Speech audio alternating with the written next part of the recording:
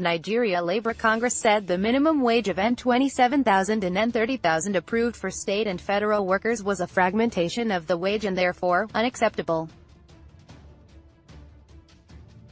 Chairman of the Congress in Anambra State, Mr. Jerry Nnubia, told the news agency of Nigeria in Awka on Tuesday that the minimum wage approved by the Council of State was against the principle of collective bargaining.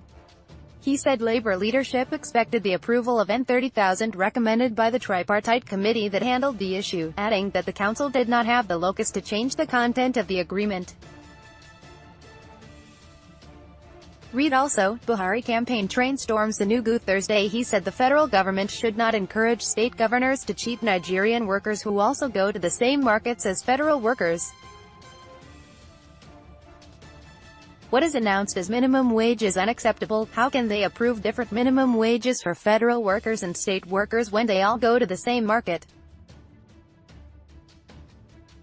In labor matters, there are institutions that are parties to negotiations and Council of State is not one of them. Let the minimum wage of N30,000 be approved. There are states that are willing to pay more than that amount.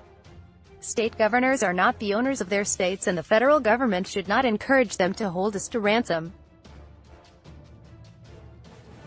If they must have a different minimum wage for state workers, then they should create a separate market for them, he said. Nnubia said that the labor movement may be forced to apply the last tool of negotiation and shut down the country if the new differential minimum wage announced was not rescinded.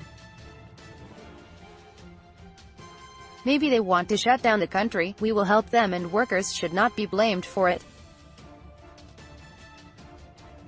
We have an emergency council meeting on Friday and after that the national labor movement will take a stand on the matter, he said. The new minimum wage is approved by the National Council of State on Tuesday was announced by Labor and Employment Minister, Dr. Chris Ngige, at the end of the meeting in Abuja.